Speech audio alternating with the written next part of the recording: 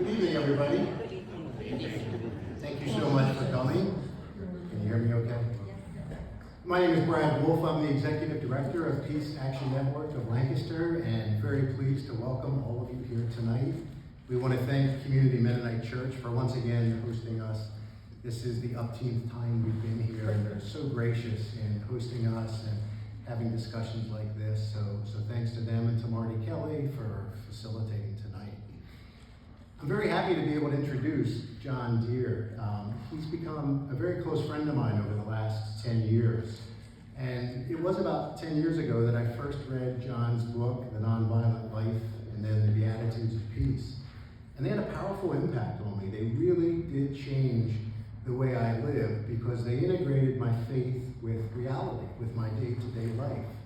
And I was born and raised Catholic, and I went to Lancaster Catholic High School with a friend of mine right back there.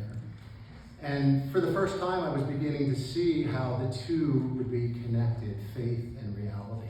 And that was thanks to John's writings. And a very short time after that, I got to meet John at Kirkridge Retreat Center because he was leading a retreat there. And so I went up, and we became fast friends and have stayed in touch ever since.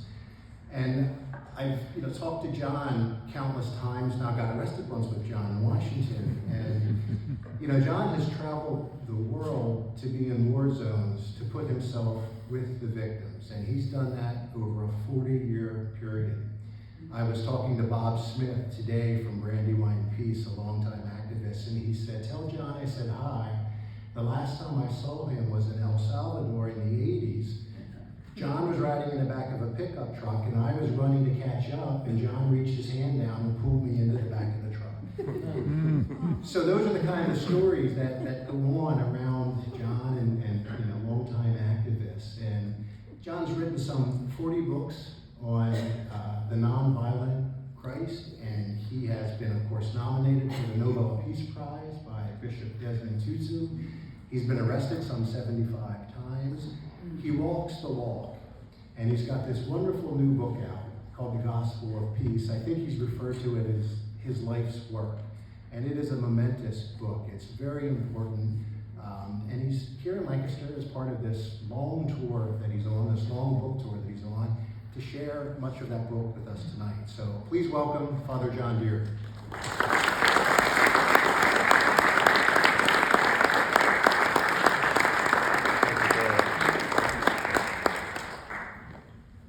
Thank you very much, Brad, and good evening, everyone. It's so nice to be here, and thanks to the Mennonite community for welcoming me, and my friend Brad Wolf and his wife Lisa for having me, and all you holy Mennonite Lancaster Peace people. I'm nervous in front of all this, being a Catholic priest in this holy ground. And I'm reminded of the young priest giving his first sermon. He was really nervous, and he comes up to the microphone and he taps on the microphone and says, "Something's wrong with this microphone." And the congregation goes, "And also with you." Didn't work. I have other bad jokes if he gets really worried. You like that, John? Did that help? Got his laugh somehow. Anyway, thanks so much for having me, and thank you, Brad. As Brad said, so when the pandemic hit, I was living in California, and this was kind of my bucket list thing. I wanted to write a 4-volume box set commentary on the Gospels. Why not? And the publisher said, "No, you can't write 1,000-page books, just one big book. Someone's got to stop you." I thought you'd laugh at that. Publisher. Anyway, so what I've done, and what I'm going around the country, I've been traveling since January 11th. I've got 2 more weeks to go, about 75 events I'm doing all over the country, talking about Jesus and nonviolence and peacemaking in this bad time. I can't really figure out what else to talk about and how to help folks. But what I've done is, it's called The Gospel of Peace, a commentary on Matthew, Mark, and Luke from a Gandhian, Kingian, Dorothy Day hermeneutic of nonviolence. Brad, I'm trying to impress him, and it's not working. It's not working. So just like imagine Gandhi and Dr. King going through every sentence of the gospel saying, "See, Jesus is even more nonviolent than us. It's never been done before. That was my theory, John. And so that's what I've been talking about. And, so maybe if you could stand it, I could say a little bit about nonviolence and Jesus, and maybe a little bit about each of the Gospels, some of the things. And then we could have question and conversation a little bit. And then by the end, we will have resolved everything. No, okay. But, I think things are really bad, and they're going to be getting worse. And why I think we all have to rise to the occasion like never before.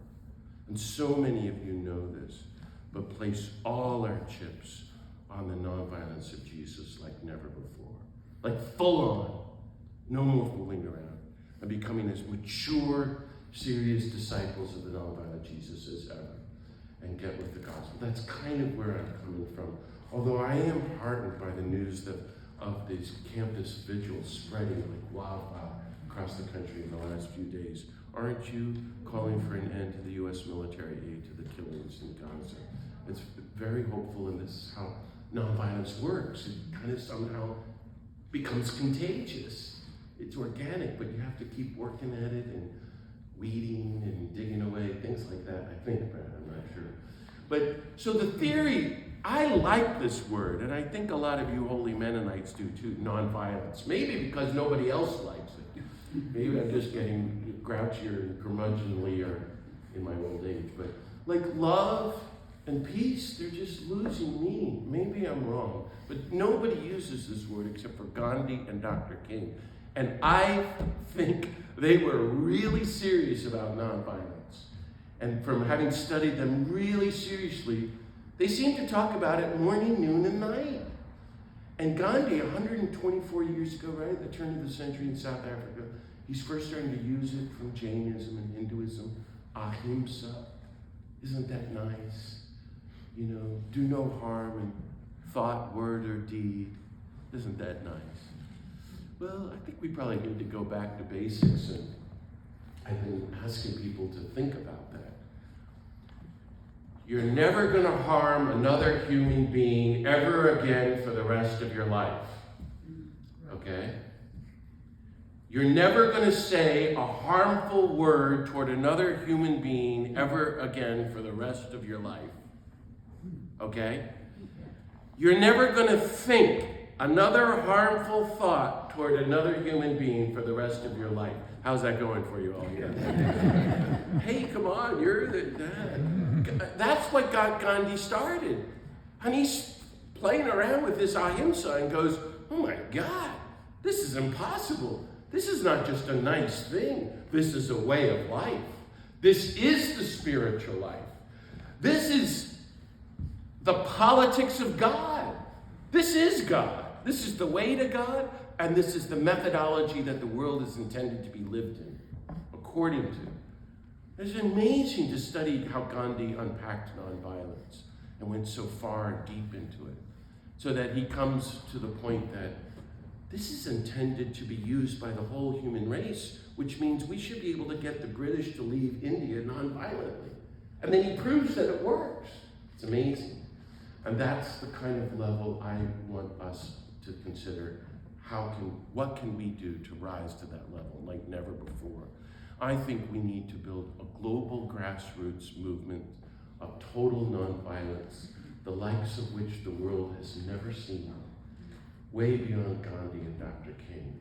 And I don't know what that means or looks like, but I'm talking about it. And I'm inviting you to talk about using nonviolence in new ways in Lancaster and in Pennsylvania. To create a totally nonviolent Lancaster, nonviolent Pennsylvania, nonviolent country. What do we have to do to help the world become more nonviolent? Those are the things that I think about. But see, Gandhi comes along and says, Jesus is the greatest person of nonviolence in history. And I remember reading that when I was 21 and thinking, isn't that just spectacular? You holy Mennonites know that, of course, already. And then poor Gandhi goes on and says, and the only people who don't know that Jesus is nonviolent are Christians. You Catholics don't know. It's so sad. Is he right? To me, it's the question as we're facing this catastrophe of the failure of the Christian community in the United States and the world, and the failure of our country, and the failure of the world just to be human. If Jesus is violent, I say we don't need him. Then he's not worth following, because we got that down. We're all experts at violence. Thank you, Jesus, but we don't need you. If Gandhi is right, that Jesus is the epitome of nonviolence, the culmination, the highest expression of nonviolence in the whole of human history, now we're getting somewhere. This is good news. And to unpack the social, economic, political, racial, gender, environmental implications of that is infinitely rich. And so that's why I wrote this book. And what I wanted to do is invite us to teach the nonviolent Jesus more than ever. Experiment it with it in our lives. Where is it inviting? Where are you being called to go deeper in nonviolence? And then how can we together work toward a more nonviolent world in such a bad time, almost hopeless and so addicted to violence and death? In my book, The Nonviolent Life, I talked about nonviolence as 3 attributes, and you have to do all 3. Number 1, totally nonviolent to yourself. So no more beating yourself up. No more being mean to yourself. Whatever the way you put yourself down all your life, whatever's going on deep down inside, those days are over with. We're going to non-cooperate with our own inner violence from now on, which means making peace with yourself, cultivating your interior nonviolence. By the way, it makes you feel better to be peaceful and more and happier, to move in that direction. And therefore, you need God. And to give God in your meditation every day all your junk, whatever is not peaceful, all your anger, your bitterness, your hurts, your wounds, your hatreds, your violence, let it all go, friends. Your fear, your worries, your anxieties, let it all go. Give it all to God. Give it to the risen, nonviolent Jesus, and let him give you his resurrection gift of peace. And create a space of peace for the God of peace to live within you. While you're working on your inner journey toward a disarmed heart, the same time, number 2, you practice meticulous interpersonal nonviolence toward every human being on the planet and all the creatures and Mother Earth. How's that going for you? That's the spiritual. And I invite you to think, who's the person who pushes your buttons the most? That person is your guru, because that person exposes your violence. And that person is a gift from God to you, because now you get to go and figure out how to be really nonviolent and loving, especially to that person. Because that's how we're going to train one another. That's what our task is. And toward everybody, and the creatures, and Mother Earth. And third, at the same time, to have one foot in the global grassroots movement of justice and peace. The way I look at it is nobody can do everything, but everybody can do something. So pick something and get involved and do it with a lot of love. So we're trying to reach what I hope is a new kind of total holistic nonviolence that Gandhi and Dr. King and Dorothy Day reached. But what I propose is that that's what Jesus is like in the Gospels, and instead we project our violence and our anger onto Jesus, and we think Jesus is violent and angry, even the best of us. So can I say a little bit about Matthew, Mark, and Luke, or it was already totally boring? And okay, I'm going to say it anyway. So a little bit about Matthew. He's presenting Jesus to the Jewish community, and he's saying, we found the Messiah. He's just not quite the guy we hoped for.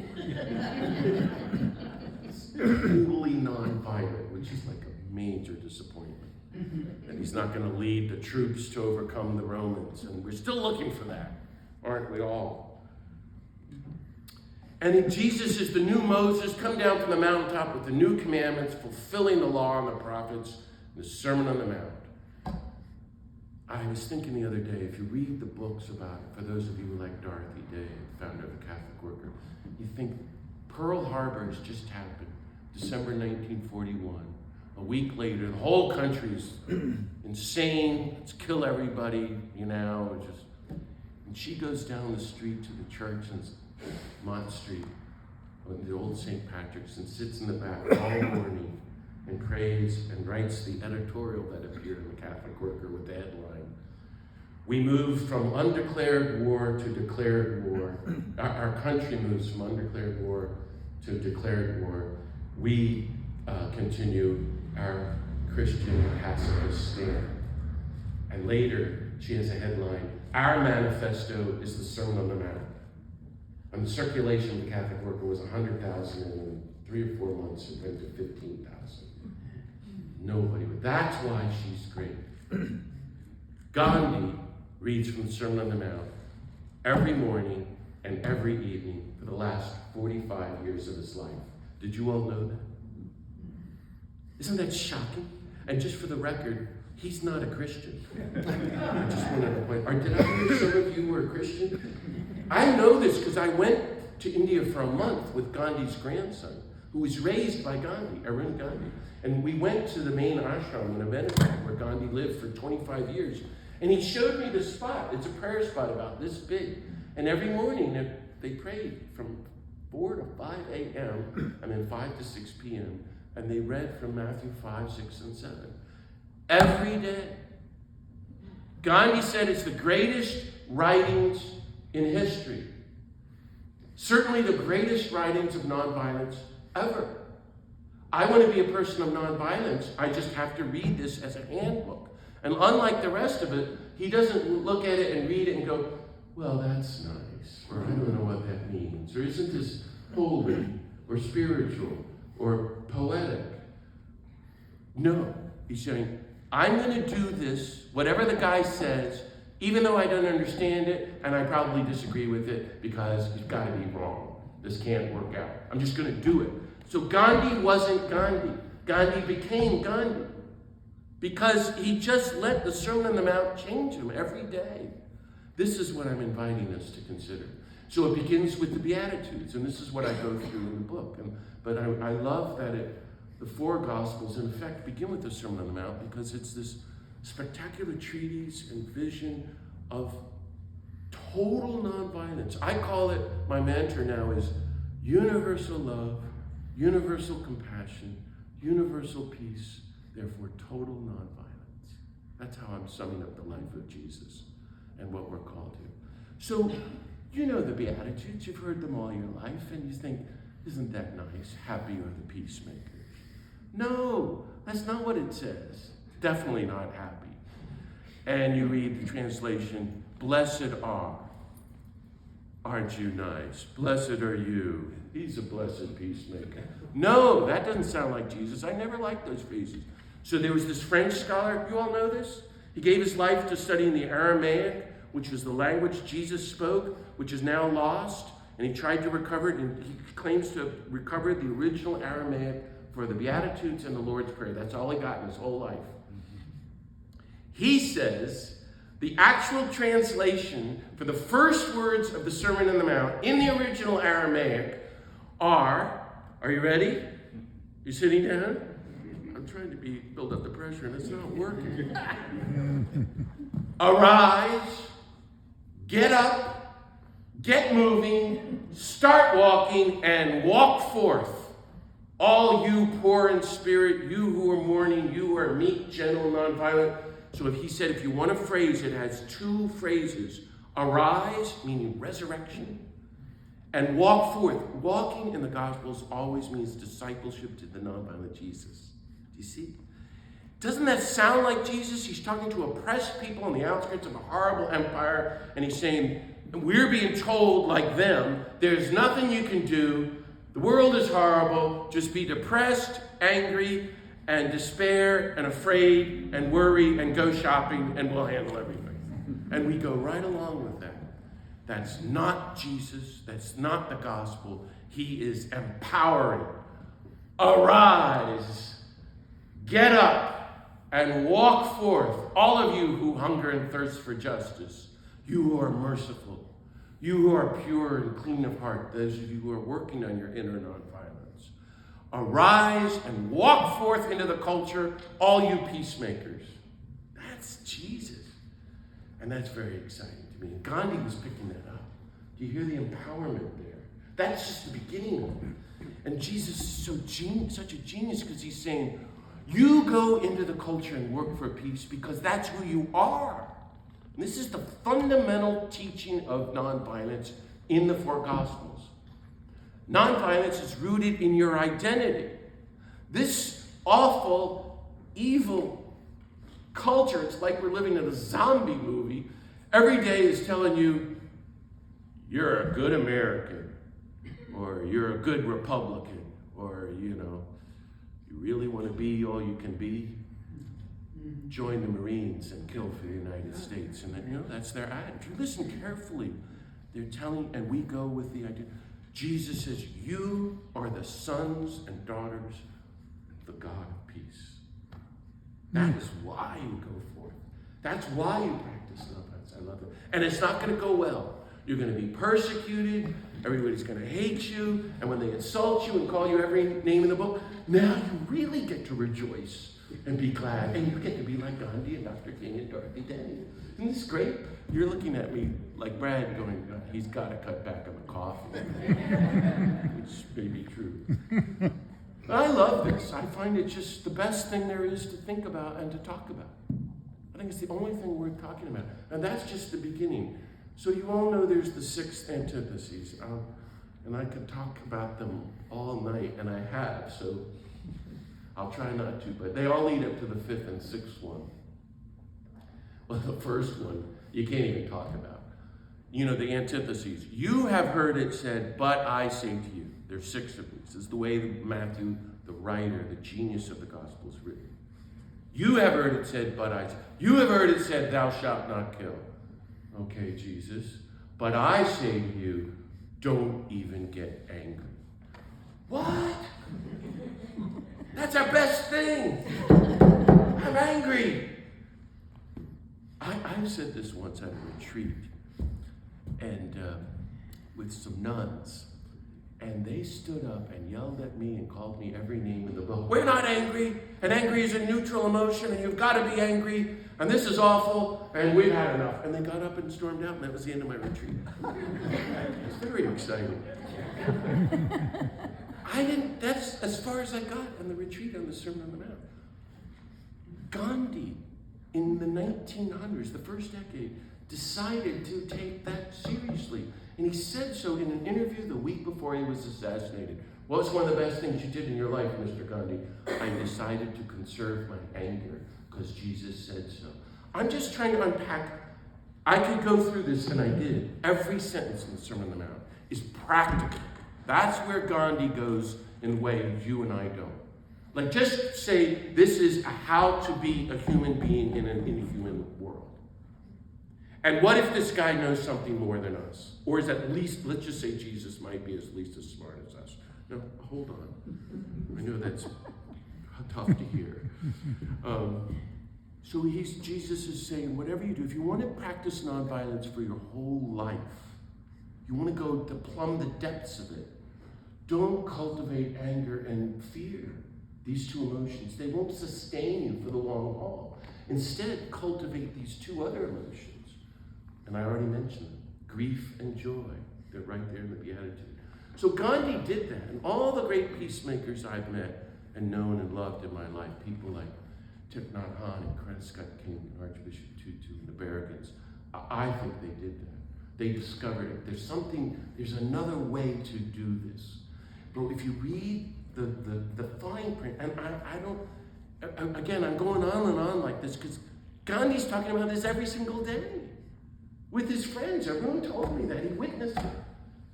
And he's a busy guy, by the way, Gandhi. And he's doing 2 hours of meditation every day and running a revolution. He's seeing that Jesus says, therefore, wait, we still haven't recovered from don't get angry and thou shalt not kill. Therefore, Jesus says, so therefore, when you're going into the altar, whatever you do, don't pray. That's like the 13th sentence in the Sermon on the Mount. Remember?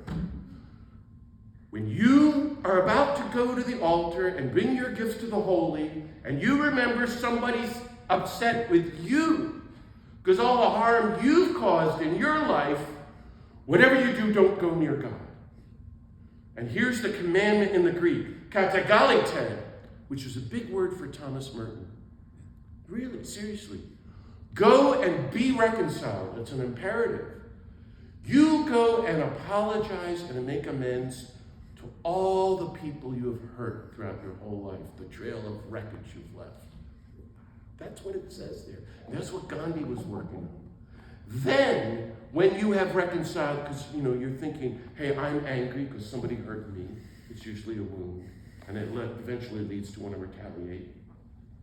All unhelpful, and it's at the roots. Jesus really digging at the roots of violence, but he's saying those are occasions to think about all the harm you've done, and you go make amends to it. And once you've done that, then you go to God. It's very powerful, rich teachings. But I don't want to talk about that. I want to talk about the fifth one, which is what Gandhi wrestled with every day, which I know some of you wrestle with too. You have heard it said, an eye for an eye and a tooth for a tooth, which Gandhi just said makes the whole world blind and toothless. He was a pretty funny guy. But I say to you, and this is the translation in the Greek, so I invite you to memorize it with me, because I think this is the best translation from the actual original teachings. And this is what Walter Wink, our friend, insisted. Offer no violent resistance to one who does evil. Memorize that with me. Offer no violent resistance to one who does evil. It's Matthew 5, 37, 38. Leo Tolstoy gave the last 25 years of his life to that sentence. And he was trying to convert the whole Russian Orthodox Church, which was just a servant of the Tsar and the state as it remains today, just as the American churches are servants of the Pentagon. He totally failed, except one person took his writing seriously. He gets a letter from this unknown guy, Mohandas K. Gandhi, who said, I'm going to try to do that, to work on that sentence too. And so Gandhi was reading that sentence every day. Jesus is saying someone's going to do violence to you, as Walter Wink explains, and the world says there's two responses. You fight back with violence or you run away and do nothing. Only Jesus says there's a third response where you do not respond with violence. You don't use the means of your opponent, but you don't run away. You're not passive. You believe in God, so your trust is in God, and you let the Holy Spirit of love work through you as you speak the truth and recall our common humanity and say, don't hurt me, friend. We're brothers. What's wrong? How can I help you? Until he puts down his weapon and you reconcile. Even to the point that you're willing to accept suffering without a trace of the desire to retaliate with further violence, because you're rooted and grounded in the love of God. This is the law. And Gandhi's wrestling with this on my bad days, I think. Is Gandhi the only human being in the last 2,000 years to have read the Sermon on the Mount every single day? Or to grapple with this fundamental teaching? I propose that the Gospels do not make sense without that sentence. And that's what Leo Tolstoy said. And that's what Gandhi said. And that's why I've written this book and I'm talking the way I am. And Gandhi's wrestling with it and he's going, this is not just meant for me and somebody who's going to mug me. And he didn't have the drug addiction we have now, but he was dealing with racism in the beginning of apartheid. He's saying this is intended for nations and the whole human race. He's talking about eventually what we now would call institutionalized nonviolent conflict resolution and global nonviolent peace teams and unarmed civilian peace forces, things like that, which many people are working on around the world. So powerful, friends. And I just invite us to think about what are new ways. First of all, how have you been living that out? Where is nonviolence still touching you? What part of you still wants to offer violent resistance to those who are doing evil? Isn't an eye for an eye what we're seeing in Gaza? And isn't it just total insanity? I mean, Hamas does this horrific, inhuman massacre, killing 1,500 people, so let's go kill 35,000 of them, half the children. That ought to get them, show them, or bring peace. No, it's actually all about money. Somebody's making a lot of money on killing children in Gaza and Ukraine and Congo and Sudan and all around the world. And it's mainly us, as you know.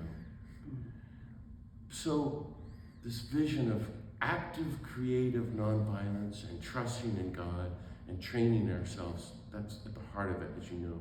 And then the sixth thing to this is, you have heard it said, love your countrymen, but I say to you, and hate your enemies, but I say to you, love your enemies. Active, nonviolent love toward the people targeted by your nation state. It's not the person in town you don't like, or your relative, or your boss, priest, or somebody. Who are the people being killed by your country? So that for us is from Vietnam to Iraq to Afghanistan, now to everywhere, Palestine to Libya, all of them. How do you and I actively love them as the core of understanding our discipleship to the nonviolent Jesus? I think it's the most political sentence in the entire Bible, hands down. The scholars say no one had ever said these words before. It never appeared in written writing before. But what's so shocking to me, in this political sentence, love your enemies, which is not just the end of war, I think it's the end of the nation-state system and the whole empires together. It's so beyond our imagination. We should be so far ahead of where we are. But Jesus says you do this. Why? Well, we already agreed, didn't we? You're sons and daughters of the God who lets the sun rise on the good and the bad, and the rain to fall on the just and the unjust. I think it's the clearest sentence in the entire Bible to describe the nature of the mystery of God. God is nonviolent. God practices universal nonviolent love, and so we do too. What do you think about that? Is that the God you want? Is that the God you worship? It's a critical question for all of us stuck in Christian nationalism and around the world. To how are we going to practice universal love and to have a heart as wide as God? Well, this is the kind of thing that interests me. So we see the Matthew, Mark, and Luke definitely portray Jesus as telling the same story. He teaches the spectacular nonviolence, then he models it and goes around healing everybody and getting in trouble for doing all the wrong things.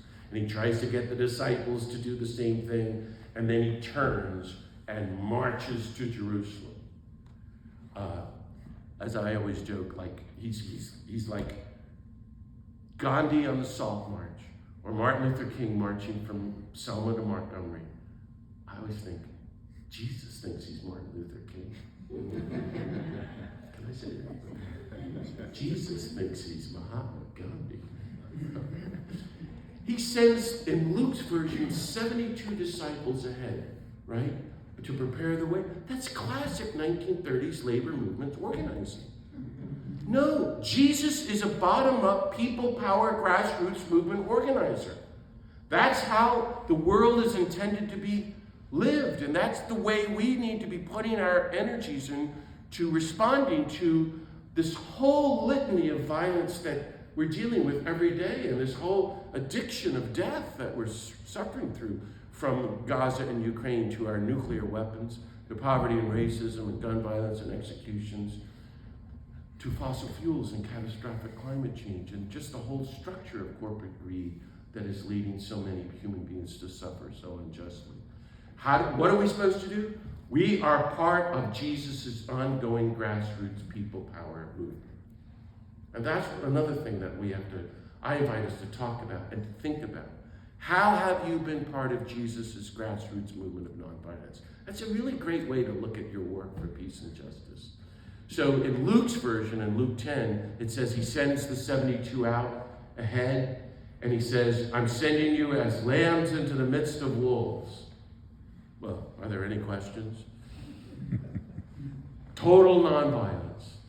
If you're facing any difficulties, this is your job description. If you're not facing any challenges, that's a bigger challenge, actually. You're not fulfilling your job.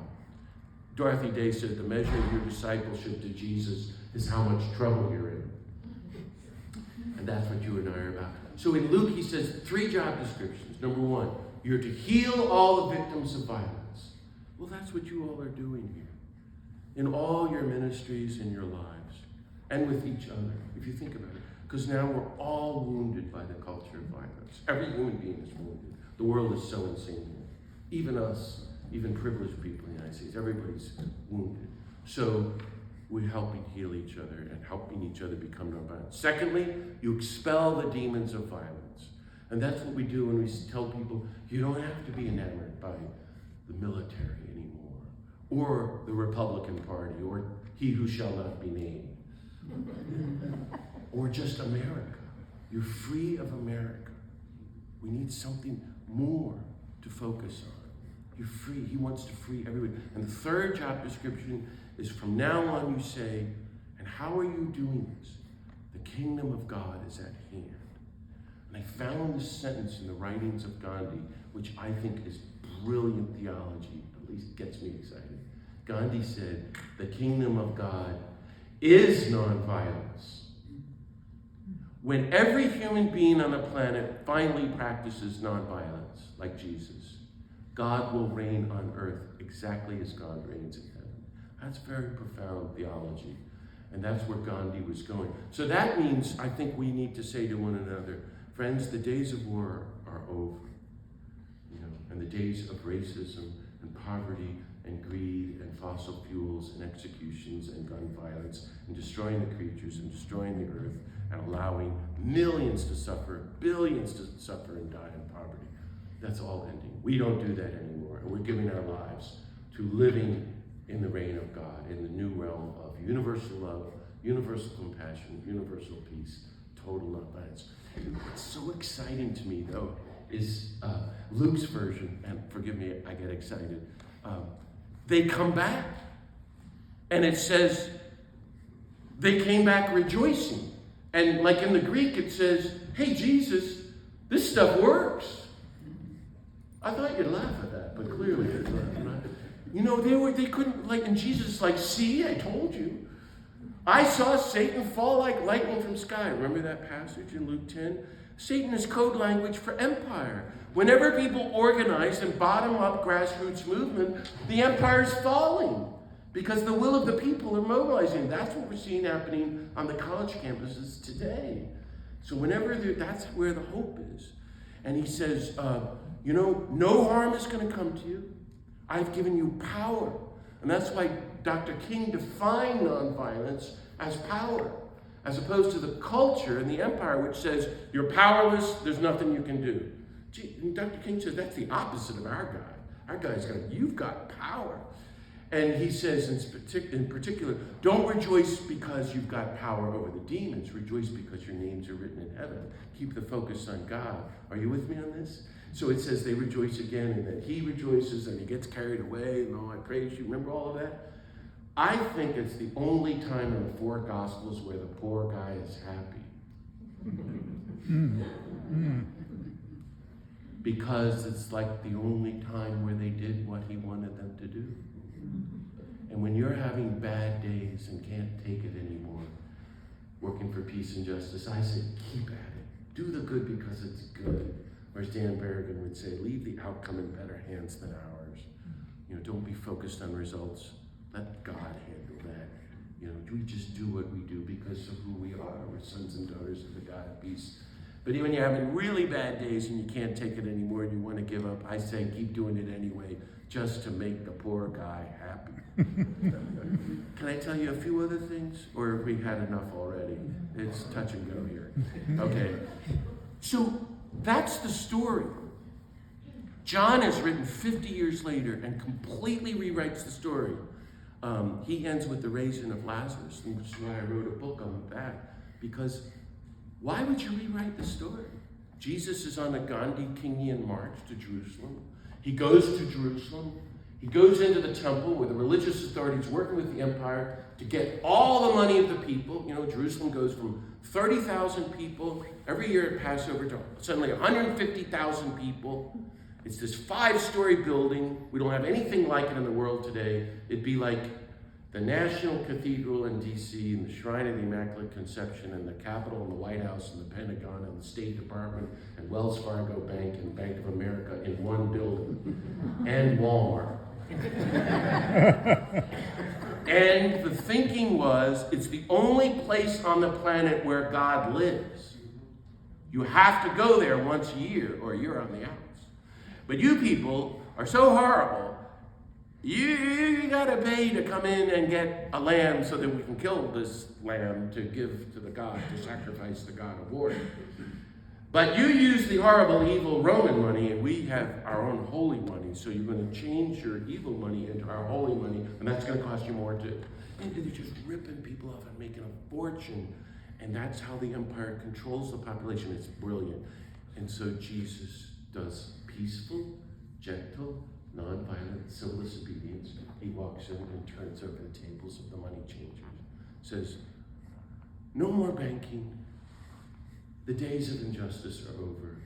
This is a house of prayer. And then it's clearly Matthew, Mark, Luke says he spent the rest of the day teaching the Sermon on the Mount. He doesn't yell at anybody, get angry at anybody, hit anybody, punch anybody, hurt anybody, kill anybody, or drop any nuclear bombs. I just wanted to clarify that. We all think that Jesus is yelling and screaming. Those of us who have done civil disobedience, and I hope that's all of you, you know you can't go to the White House or the Pentagon screaming and yelling. I mean, if you want to come out in the same shape you went in. With the Americans, we were always, and with Martin Luther King's friends, you did really good nonviolence training. You were on your best. So you'd go in and say your message very peacefully and gentle. It's very clear that's what Jesus did. He was like Gandhi, like Thich Nhat Hanh. There's nothing violent about him. And you think, well, there's that whole passage in Matthew where he's going, you brood of vipers, especially you in the back seats over there. You whitened sepulchres, you are like dead man's bones that people walk over and they don't even know they're walking over. And you're thinking, oh, now we're getting somewhere. This mean, nasty Jesus. I don't think he was like that at all. Do you all know who Thich Nhat Hanh was, the great Buddhist Zen master? He died a few years ago. He was my good friend for 30 years. And I always thought being with him was like being with Gandhi, if you know who he was. A great, great peacemaker. And I was leading a campaign to close Los Alamos.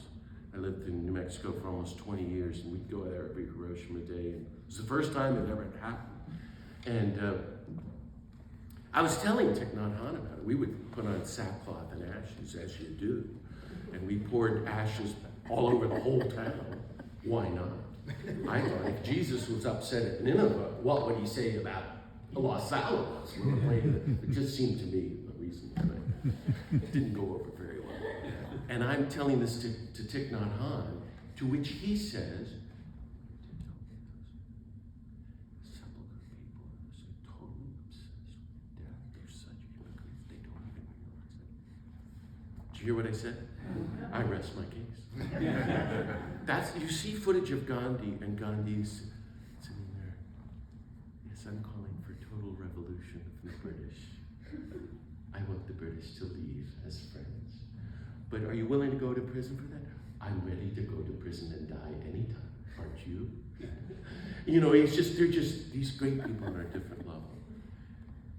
Thich Nhat Hanh would say, I was telling him that all the 25,000 people who work at Los Alamos are all Christian. They all go to church on Sunday. They all go to Mass. They go to their minister's communion. They hear the Word of God. And on Monday morning, they're back building nuclear weapons. Totally normal. Is there a problem? And Thich Nhat Hanh would be like, but he is a whisper. Don't they see that they're total hypocrites? That they're obsessed with death? That they become death? It's the same language as Jesus, but there's no yelling or screaming. That's why if you really want to understand Jesus, what I propose in my book is you have to see that he's grieving. Always. Everything is a lamentation. And then it begins to make sense. He doesn't go to the temple angry. He just arrived in Jerusalem, according to Luke. He sees Jerusalem, he breaks down sobbing. If you'd only understand the things that make for peace, but they're hidden from you. You don't want peace. You want to kill each other. He wouldn't say it like me. It seems to me very, very gentle lamentation. That's Jesus. That's deep nonviolence. So they're in the... Well, I was telling this to this packed church once in Denver during the Iraq War. And I'll never forget, this very sweet elderly lady stood up in front of everybody and said, John, you're really onto something with this nonviolent stuff. I find it very interesting, really intriguing. And peace, me personally, peace, I'm a big fan of peace. Big fan. But John, sometimes you just gotta kill somebody. That's the way they talk out west. They just say what you think. And she's right, isn't she? The church was right to throw out the Sermon on the Mount in 315 when Constantine the emperor became Christian. Christianity was an illegal underground grassroots movement considered the same as Hamas. It was misunderstood. They thought it was like a violent revolutionary movement, like all violent revolutionary movements. But it was a non-violent movement like Gandhi's, like King's. But it was still revolutionary and a threat to the power structure. He legalizes it and says, you can all join the Roman army. And they all went, oh, thank God. And he says, you don't need the Sermon on the Mount because sometimes you need to kill for the emperor. And they went, you're right. And they turned to the pagan Cicero, and that was the beginning of the just war theory, which has nothing to do with the gospel. And I blame a lot of St. Augustine for this. If you read his book, The City of God, which I would never look at again, Brad has a copy of it. He says in there, sometimes the best way to love your enemies is to kill them. What are you crazy, St. Augustine? That has nothing to do with our God. And you see how far that was, 100 years after Constantine. And here we are today. So I said to her in Denver, what happens next? He's in the upper room. And Matthew really goes to town on this. He says, he took the bread and said, my body broken for you. The cup, my blood shed for you. What should Jesus have said if he was the violent Messiah we were all hoping for? If he was a good Roman? If he were a good American? He should have said, what we're seeing all over the world in the news every single day. Go break their bodies for me. Go shed their blood for me. No, friends, my body broken for you. My blood shed for you. Do this. You read Matthew, and he's saying, every time you participate in the new Passover, in the Eucharist, in communion, you're entering into the methodology of God, the new covenant of nonviolence. You don't like that? Then they're in the garden, in their hideout on the hill overlooking the city. And let's say there's 50 men and women in the Jesus community, his best friends, right? Let's say 50, be generous. And here come 100 horrible Roman soldiers and the high priest, the chief priest, the Sanhedrin, the Pharisees. I rest my case. And they have 3-foot swords and torches. I mean, it's like when I lived in El Salvador in 1985 with the death squads roaming around. So scary. Or apartheid, or like 1940s Mississippi when the Klan is out hunting African Americans. What are they going to do? St. Peter's thinking, our guy's in trouble. The Holy One's going to be killed. I got to do something. And he goes, if there's ever a just war in all of human history, if violence is ever divinely sanctioned, if there's ever a moment to kill for God, in God's name, with God on your side, it's right here and now in the Garden of Gethsemane, and he's right. We got to kill to protect the Holy One. And as he goes to kill, the commandment comes down, put down the sword. I think that Matthew, Mark, and Luke framed this story in such a way it's clearly presented that these are the last words of Jesus to the church. It's the last thing they heard him say before he died. All of them. And it's the first time they understood the Sermon on the Mount. And so they all run away. We get to have self-defense. It's just not violent self-defense. It's nonviolent self-defense. Jesus, and Peter is willing to kill for Jesus. He's just not willing to live and die unarmed for Jesus. Yeah. Like all of us. He's brave. He's very brave. That way. Huh? That way. Yeah. However, John, if you go to Luke's version, this is my latest thought. If you got 100 soldiers, and here's 50 of us, Luke, they all keep amping it up. And so it's John's gospel that names it as Peter. We don't know that till 50 years later. And all my life, people are saying, what are you going to do? Someone's going to threaten your grandmother. You're going to intervene? I go, yeah, non-violently. Yeah, good luck. Like, well, Jesus, read Luke. It says in Luke, I mean, it happens so fast. We're so used to it, we miss the point. Somebody grabs the sword. They're real close now. He goes to kill the chief priest, the disciple. We know it's Peter. And he misses. And he cuts off the ear of who? The slave of the chief priest. First of all, isn't that war? Innocent person is the victim of all our killing. Cuts off his ear. Now, what happens? 1 second, 2 seconds, 3 seconds. The 100 soldiers with the swords, what are they going to do? They're going to massacre the 50 violent rebels immediately. So if you read the fine print, Jesus has jumped in between in Luke and says, stop, no more of this, and heals the servant's ear. In other words, and in doing so, he saves the lives of the disciples and probably the soldiers, because who knows if all of them had swords too, like Peter. Poor Jesus, he's so misunderstood. Does that make sense? The daring nonviolence of Jesus, so they all run away. And he goes deeper into nonviolence. It's, to me, just the most spectacular story.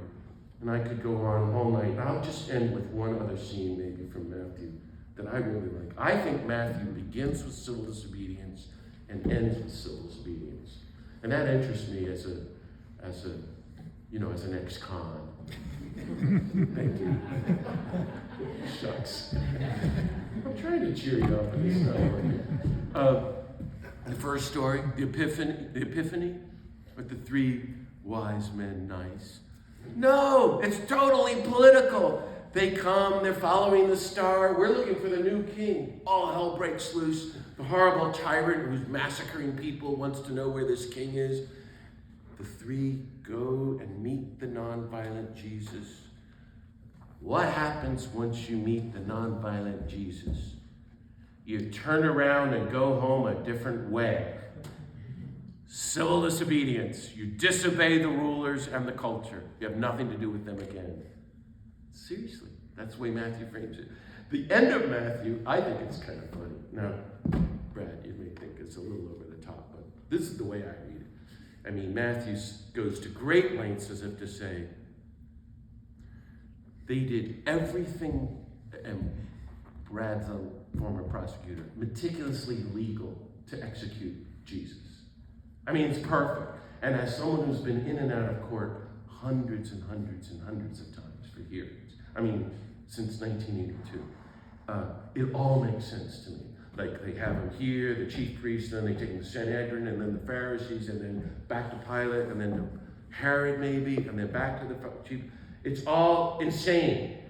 And they're lying everywhere. And they're torturing him and killing him. That sounds about right. So they torture him and kill him. And then Matthew's version, it says, then the religious authorities are still going, I don't like the looks of these Mennonites and Catholic workers and uppity peace people and the Brandywine peace community in Lancaster. This is trouble. I'm trying to make you laugh. And he's right. And they're going to steal the body. And you know they're going to do something, right? Remember this? And it's original to Matthew. So they go to Pilate. And Pilate says, you're right. We better do something. And he gets the big centurion himself with another 100 soldiers to go back to the tomb and guard it with torches and big swords, and they're all standing there, and there's a big stone in front of the tomb, and it says in Matthew, they put the imperial seal on the rock, which says in the original Latin, we killed you, you're dead, now stay there. Resurrection is illegal. It's civil disobedience all over again. Our guy breaks out, and he's out and about causing good trouble. You're not buying it, but I think it's fantastic. Yeah, that's the way Dan Berrigan taught. So the way I look at resurrection means having nothing to do with death. And everything in this culture is about death. That's what you read in the newspapers. The death of our soul, the death of relationships, the death of the earth and what we're doing to the poor and creatures and the children of Gaza and Ukraine and Africa. But there's a great poet, Edna St. Vincent Millay, who had that line, I shall die, but that is all I shall do for death. That's getting at resurrection. So resurrection then means having nothing to do with violence, not a trace of violence. Jesus comes back. There's no talk of revenge, no anger, no resentment, no bitterness, no retaliation, no somebody go avenge my death. He makes breakfast for them. He says, peace be with you. Now you go and follow me on your grassroots campaign and make disciples of Sermon on the Mount nonviolence to all the world. And therefore, I think resurrection is about nonviolence. And so as you can deepen into holistic gospel nonviolence of the Jesus level, I think we're all really heading toward resurrection. Thanks for listening to me.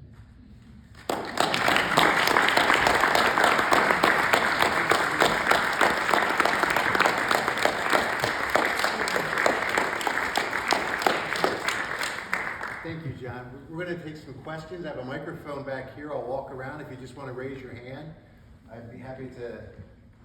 Back there, Stu.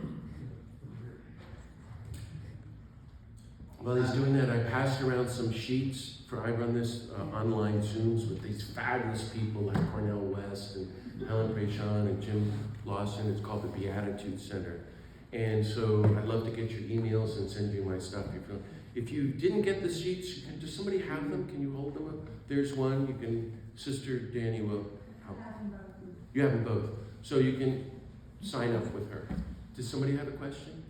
I wanted you to talk a little more about anger, because the way I understand it, it's a pretty normal emotion. Yeah, it's And I interesting. don't think it's a bad emotion. Yeah. So I just wanted you to talk about anger a little more. I don't know that I can, because I agree with you. It's just that that's the beginning of the six antitheses. Why would he say that?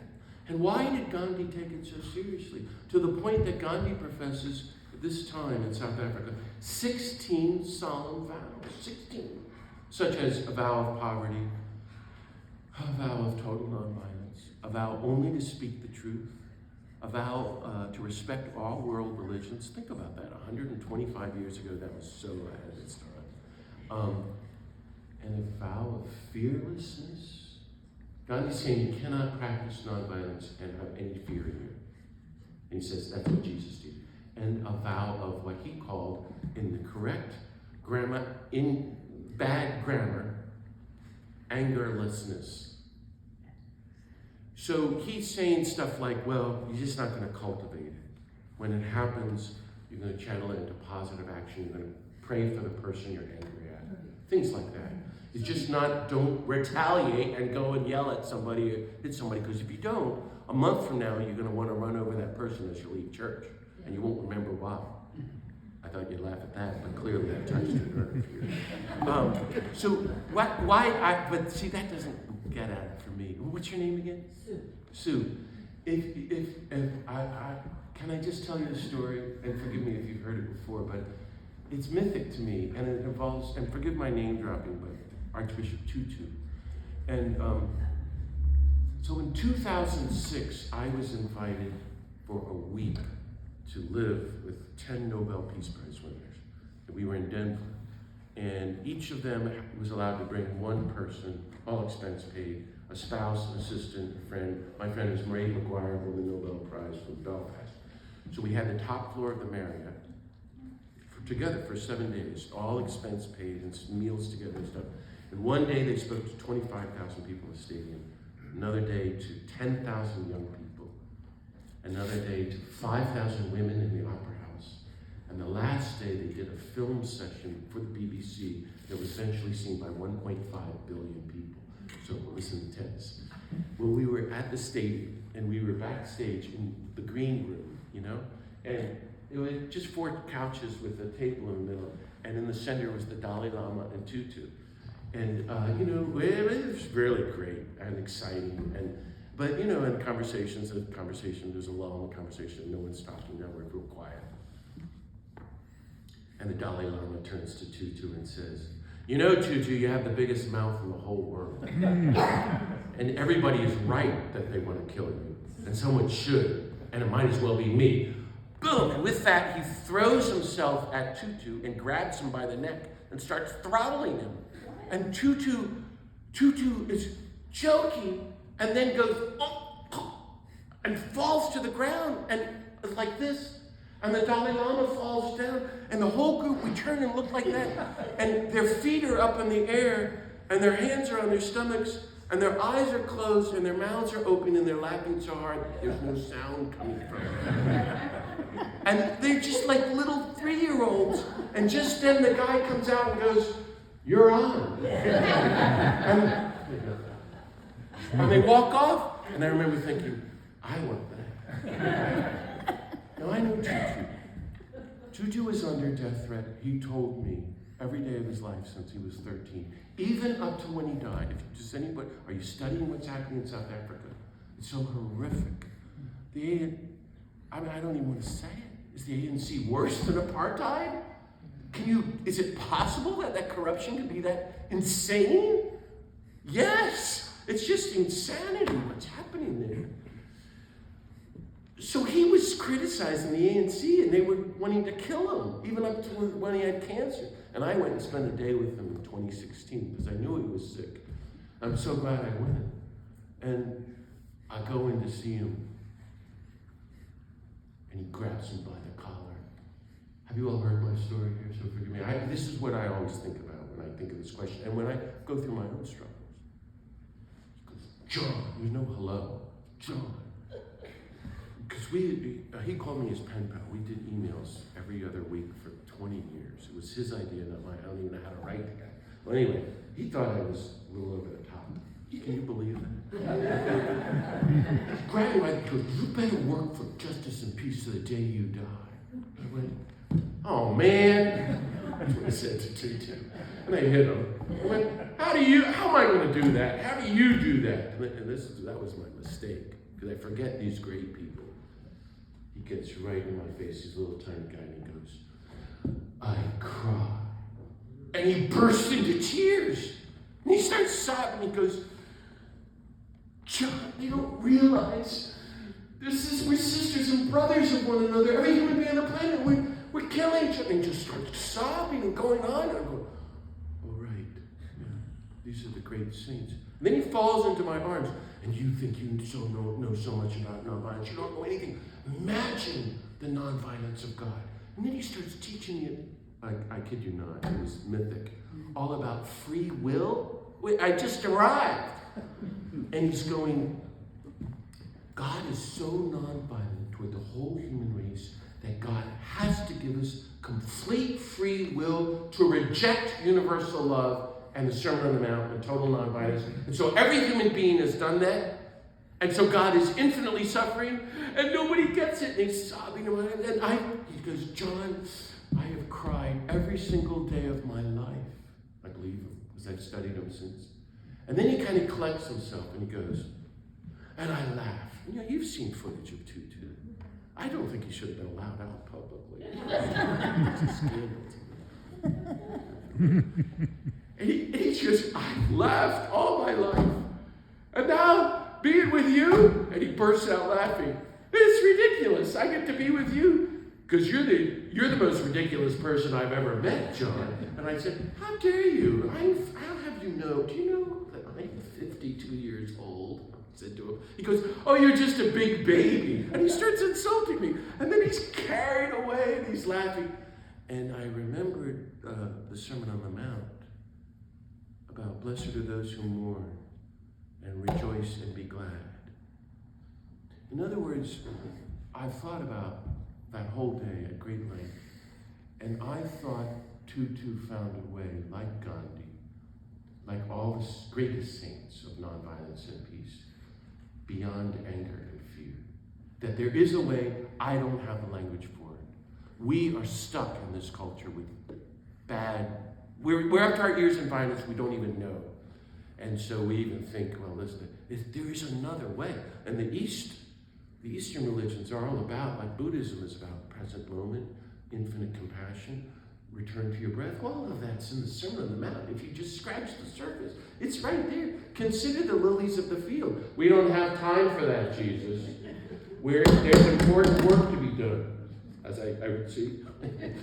Does that help? Yes. I'm just saying, these great people were saying there's a better way. And as I have gotten older, and I've been in probably 25 war zones and seen so much, I think I would be even angrier than I am and raging. And I don't want to live that way. And I don't think it's going to help people want to get involved in working for peace and nonviolence. But maybe it will, I don't know. But for me, it doesn't inspire me. I don't think Jesus or Gandhi was like that. Things like that, and I do want to be in for the long haul. And I want to go deep into nonviolence. And I'm more interested in focusing completely on God. So Jesus is talking about constantly, that's why he says katagalite, go deep in your inner conversion. Figure out how not to respond instinctively with violence. Go into universal love. Well, those are the questions then. How do I do that? How can I plumb the inner contemplative depths of nonviolence to unleash the inner springs, the living water of Christ, which is universal love and total nonviolence, to really bear good fruit? And Tutu is making a difference in the world, and so are the other of these great, big people. And I think God is able to work better through us that way. That's what the gospel seems to teach. And I don't find Jesus getting angrier as he's going to his execution. I find him moving deeper into forgiveness, deeper into universal love. And if you really want to know what's interesting me on this question, Sue, it's his final prayer, which I've written actually another whole book on it. This is how serious I am about it. Not my will, your will be done. That is at the heart of not only anger and fear and not doing God's will, but nonviolence. We surrender whatever type of control we want to God. Because what we're doing is not working. And Jesus goes through this journey of total inner surrender to be used by God. And so he can go into what Gandhi called perfect nonviolence in his execution. That's a lot. And I'm talking about theology and spirituality there, but also the politics of it. And I'd rather explore that than anger. I'm done. I could go on and on. I hope that's okay, Sue. Yeah. Sean, right? Yes. From the Catholic Worker. Yes. Well, you don't have time for rebuttal. No, I really enjoyed it, and I'm asking as a Catholic, I recognize. I mean, even the fact that we're here today at a Mennonite church, I think speaks to sort of the problem that I'm asking about, or wondering your thoughts on.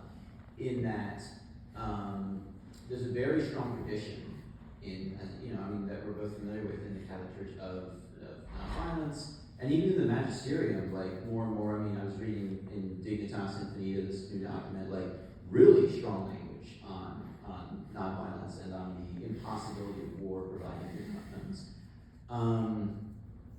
And I know about your work with Archbishop Wester, John Wester or something, on his pastoral document. So what I'm wondering about is, what do you see as going forward the Catholic Church's movement towards towards clarifying and developing its doctrine of what nonviolence means and what its demands are, and especially just on the practical side, because even while those teachings are there, in a lot of places, the on-the-ground reality, I mean, there are 6 Catholic churches in this, this city. The Catholics aren't here, there's a couple of friends here, yeah, but,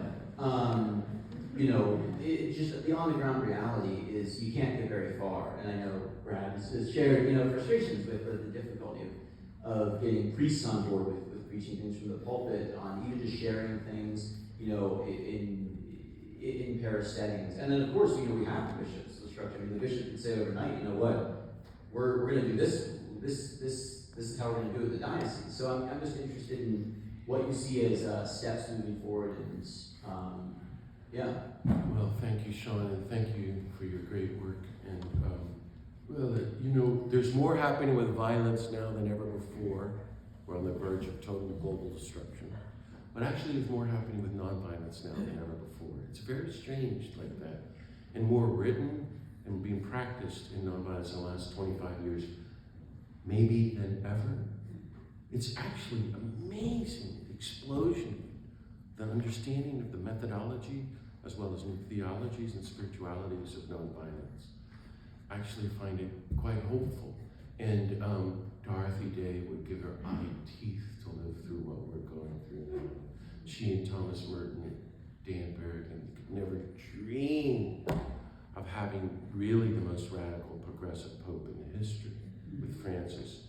I wish he was to do more, and I've told him so. Somebody had to. So the U.S. Bishops' Conference was founded solely for the purpose to support war. Did you know that, Sean? Yeah, in 1919, because U.S. Catholics are just this horrible, evil minority. I know we'll get them involved in World War I, and that'll get them welcomed as good Americans, and it worked. And that's still their mission today. It's just that having worked at the Vatican now, I didn't realize what's happening around the world. So just to briefly share what Sean may know, and maybe what you don't, others know, is that some of us started writing to the popes, I guess for a laugh, about Pope Benedict. Hey, dear Pope, we have an idea about nonviolence. And we got an opening. And then he stepped down, and we continued with Francis, who agreed to have the first ever conference on nonviolence in the history of the Catholic Church in the Vatican. And 80 of us went. And to attend, you had to be constantly under arrest your whole life, constantly under death threat, or had personally ended a war. I kid you not, I didn't know there were such saints. A lot of them from Africa. Mythic people. Each one of them Martin Luther King. Unbelievable. It was just a whole incredible experience. I'm going to tell you a story just to hopefully make you laugh. The Pope didn't show up. I was really pissed off this weekend. Take that out of me. And this cardinal, the number 2 guy, comes and reads this letter. What cardinal? Huh? What cardinal? I can't believe you asked me. Peter Turkson, who's now a good friend of mine, and I write for him, but don't put that on YouTube. I write his speeches. But at the time, I was mad at him, and what do? Brad, as we say in the Catholic tradition, bless me for I have sinned. I hit Cardinal Turkson. I thought the letter was awful. We just gathered from around the world. These are some of the greatest people on the planet. And I went up to Turkson, I hit him in the chest. I said, Cardinal Turkson, are you kidding me? This is the way I was. I lost it. And I said, I need you to get the Pope to write an encyclical on nonviolence like Laudato Si. None of this pious letter stuff. We need a real change. To which he hit me right back and goes, I know who you are. I have all your books. And he hits me and goes, I need you to write the Pope's next World Day of Peace message. Huh? It was like that every day, and maybe you saw it. January 1st, 2017, the Pope's annual statement on peace was called Nonviolence, the Style of Politics of Peace. the first statement on nonviolence in the history of the Catholic Church since the Sermon on the Mount. I kid you not. Amen. Yeah, and Amen. Marie helped afterwards in our committee, and you know, and the Pope threw in Mother Teresa and St. Teresa of Lisieux, but it's all there. It's being read around the world, Sean, not in the United States. That was 2016. And then the statement we issued at the end, jointly with the Vatican and the group, with the Pope's support, we said there is no such thing as a just war theory. There never was. War is completely over with. The church can have nothing to do with wars. And if you look at what Francis has done since our meeting, he's totally got rid of every little loophole about the death penalty, completely obliterated any thought of deterrence, and therefore nuclear weapons. It's the strongest statements we've ever had, and consistently incredible statements against every form of war and for nonviolence. And yet we continue to ask up till now for an encyclical on nonviolence. I don't think that's going to happen now. I'm still trying to get it to happen because we need it in the law. See, what Laudato Si is some kind of church law. And that means it's illegal, basically, to fool around with fossil fuels now. You know what I mean? And we need that to be put in language that's in the catechism and in the canon law, and therefore outlawing war so that it will reach the masses. Now, to which the Vatican has said to us, well, we're hearing a lot from you, few handful of North Americans, but we want to hear more from the poor. Well, we've been investigating that. And by that I mean the global South. And they are way ahead of us on unpacking the nonviolence of Francis. And as I said, Dorothy Day would do anything to have experienced any of this. And where is it going? I don't know. We are not giving up. But things have changed in the Vatican night and day since that first night to now. I think it's Francis and all the top tier muckety mucks to all the long-term, what do you call it? I don't even remember the name. I'm having a senior moment.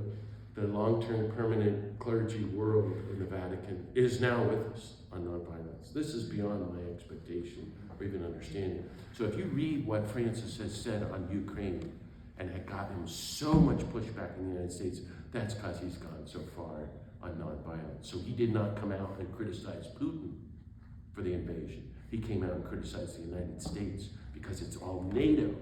The US has been pushing Putin to have a war for 25 years. This war has been long planned. I knew that, and now I could see Francis knew that all along, and he's saying it because what does nonviolence mean? I think he's really, really gone very far.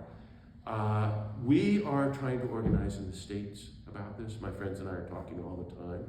If you want to be part of that, go to paxchristiinternational.net and look on or Google Catholic Nonviolence Initiative. And you'll find all our work with Rome, and it's happening around the world. It's just not happening in the U.S. And it's definitely not happening with the U.S. bishops, nor is it going to. I've been banned from giving talks on Jesus on this tour by bishops. It's incredible to me. But if you're 95% of the U.S. Catholic bishops are Trump people, well, then we're in bad shape. But that's why the question of anger is so important to me. It's easy to be angry and to walk away. But to be nonviolent and to remain engaged in the struggle, then you have to have deep resources. And that's what interests me. I don't know where we're headed, but I propose we keep our eyes on the nonviolence of Jesus, and he's going to the cross. And what does that mean for us as we get older? And I think in Mark unpacks the cross as permanent nonviolent resistance to the culture of violence. That's what the cross means. It's permanent Gandhian, Kingian nonviolence. And you've got to be feeling pushback. And the more we can keep our eyes on Jesus and really engage in the culture and building that grassroots people power movement, I think the more we become the church that Jesus has in mind, which is a community of gospel nonviolence. I said this in the Vatican. I define the church as a community of the followers of the nonviolent Jesus. That didn't go over too well. because that's very different than saying, we're in charge, as opposed to, we the people, or the people, I mean, we're all supposed to be followers of this way of nonviolence, to me. Things like that, Sean.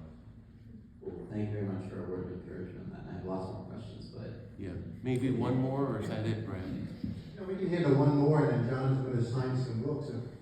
Well, while you're asking a question, so I've got a lot of copies of my big book, and it would really, before we hear the last question, it would really help me if you got a copy, and then if you bought a second copy for your priest or your minister or your bishop, Sean, because they're never going to read anything unless we, the people, give them copies and educate them. And actually, I'm quite serious about that. Amen. And this is kind of a campaign that I'm on, not just a book tour, to try to educate the church all over the nonviolence of Jesus. I brought a pile of other books.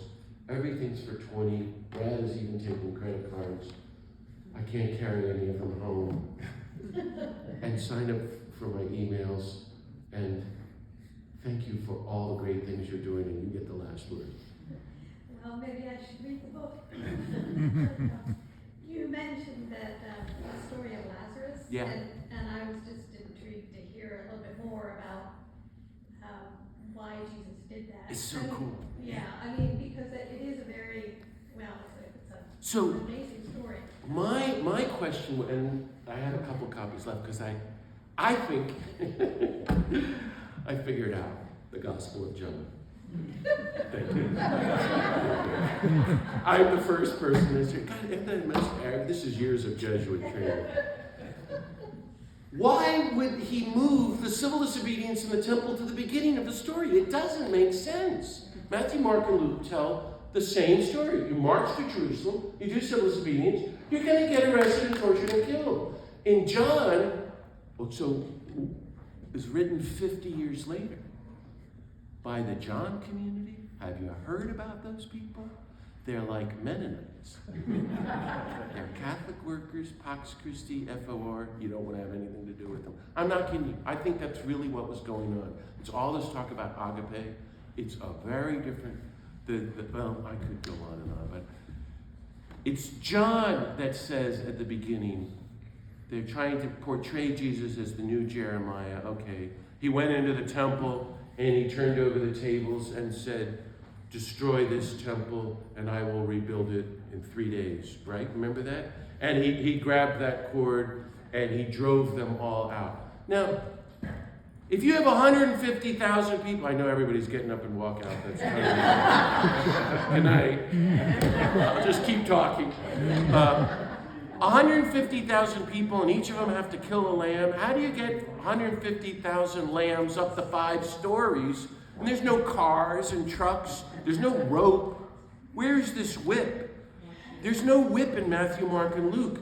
And there's no word, Sue, in Matthew, Mark, and Luke, or John that ever says Jesus is angry. Matthew, he forbids anger. In Mark chapter 3, in the man of the withered hand, it says he looked at the congregation and got angry. It's not what it says in Greek. He got very upset. The same in Lazarus. It's a different word. I find that important. We don't care that much about Jesus. But it's in John that says, the Greek word is like a mile long, and it means hemp. So he took a little piece of hemp. How do you get 150,000 lambs from 10 miles out in the countryside into the big city? They just had this kind of cord they made. It's not, and that's, they pick. Jesus goes and gets it, and is saying, "Okay, the lambs, it's time to leave." And the lambs are going, "Oh, thank God, it's time to go home." Jesus is an animal rights activist. He saves all their lives too. Still trying to make you laugh. Do you see? It's El Greco. I keep harping on this, but forgive me. El Greco had that horrible painting in 1500. It's in Madrid. And it's the size of this whole thing with Jesus with the 30-foot whip. And the women in the long dresses running like this. There's no women allowed in the temple. And there's no whip. But Truman said Jesus was violent in the temple so I could drop the bomb on Hiroshima. What I'm trying to say is that's not what's going on. It's meticulous nonviolence. So I'm reading the story, and you remember the long, strange chapter 9 of John, the healing of the blind man in the temple, and Jesus heals him, and they say, well, who's healed you? Well, I don't know. Well, and then they get his parents, and then they get these people. Well, we don't know. And then they go back to, well, who healed? Well, it was that guy. I don't know where he went. I don't know. And Jesus goes back. It says in the Greek, chapter 9, verse 1. What's your name? Linda. Linda, go home and look it up. It's so incredible, the genius of the writing of the 4 Gospels. And by the way, no ego in it. We don't know who these people are. It's so holy. It says in the original, you heard it in church. Jesus walked by and saw a man born blind from birth. Remember that sentence? That's not what it says in the original Greek. Jesus walked by and saw humanity born blind from birth. Now it gets somewhere. And then the gospel all makes sense.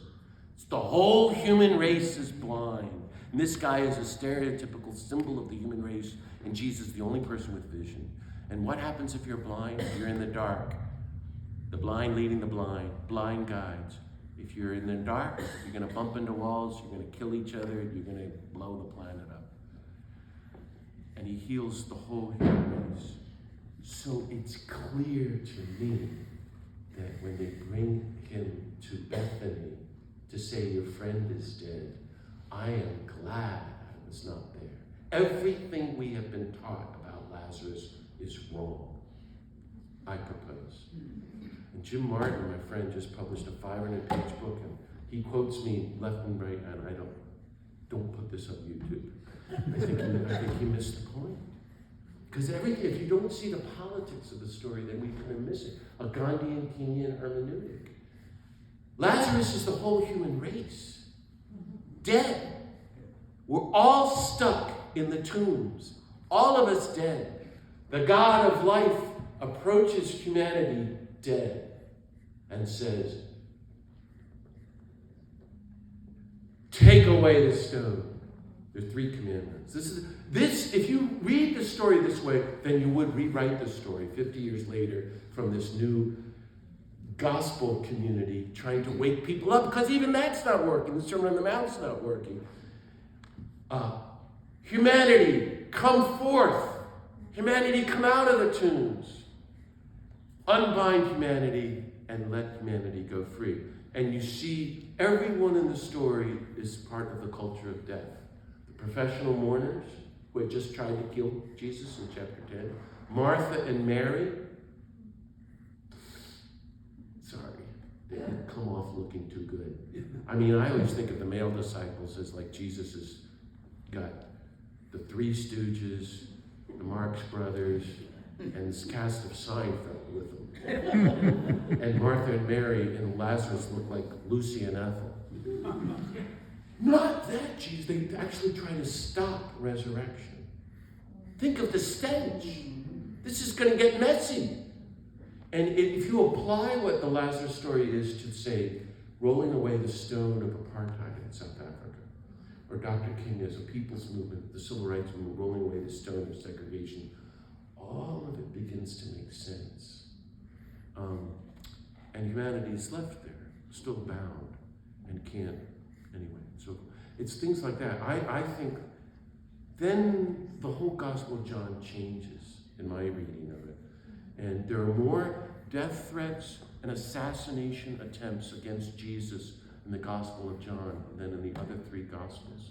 And yet we often think of the Gospel of John as so nice and light, and the Word is made flesh, and behold, I have sent my Son, and all of it. Wow. In-your-face politics, but we've watered it all down. Is that helpful? Mm-hmm. Friends, I thank you so much for all the great good you do for peace and justice, and I encourage you to keep at it, and thanks for listening to me. You've been very nonviolent.